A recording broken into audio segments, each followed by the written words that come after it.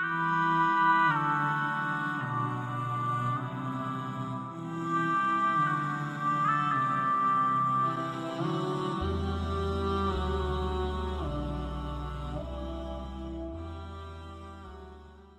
want you to think about this question.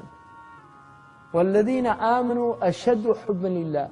Those who believe in Allah love Allah more than they love their dunya. And I want you to think about what people out there are doing for their dunya, because they amaze me. I'm amazed at what people do for their dunya.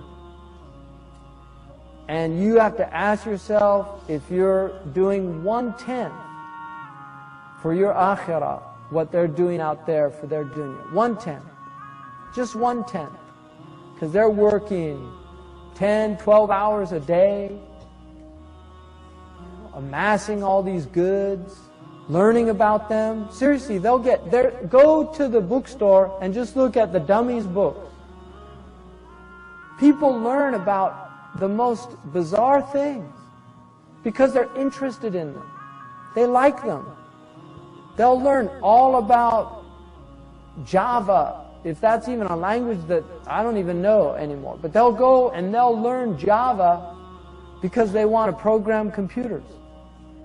Some not even for dunya, just because they like computers. They'll learn a computer language, but people won't learn Arabic to understand Allah's book. Seriously, you have to ask yourself, Arabic's not that hard. I guarantee you, Arabic is not that hard. Arabic, from one perspective, it's impossible. It's the most difficult language in the world. It is. And it's endless. As long as you live, you'll never encompass Arabic. But from another perspective, it's very simple, and you can have a basic understanding of the Quran within 6 months if you really put your mind to it. I guarantee if you have average intelligence, in 6 months, you could have a basic understanding of the fundamental meanings of the Quran. There's people, they'll learn, if they fall in love with a French woman, they'll get the lingual phone, they'll get the Berlitz, they'll go to the 6-month immersion course so they can say, Je t'aime. Yeah. It's really, they'll do it all just so they can say that. For love. That's why they'll do it, for love. They'll do it for love. That's why we should be doing things for love. For love of Allah, not out of fear of Allah. For Allah is worthy of fear. حَرِيٌّ أَنْ يُخَافَ وَمَنْ خَافَ مَقَامَ رَبِّهِ. He's worthy of fear.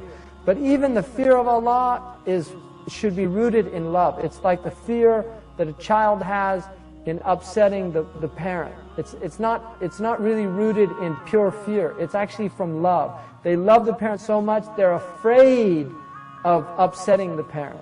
That's the fear of Allah. It should be still rooted in love. Allah is Allahu Akbar. Allah is greater than anything I could ever say about Allah. لا نحصي الثناء عليك أنت كما أثنيت على نفسك. We can't praise you as you have praised yourself. You are as you praise yourself. Anything I say about Allah, it's deficient. So my advice to especially these young people, you need to think about your lives. This is our time, and we're all at different stages in time, but everybody, most people get on average 60, 70, 80 years. This is our time. And what you do with your time is going to determine what happens when you leave this time, because we're all going to depart from the world. And so it's important to really ask yourself how you're spending your life, what you're doing with your time. Are you doing useful things, worthwhile things, beneficial things? Are you getting closer to Allah subhanahu wa ta'ala? Are you coming to know your Prophet better? He's worth knowing. His seerah is worth knowing. The stories about him are worth knowing. His hadiths are worth knowing. His family, it's worth knowing who they are, what they went through. All these things.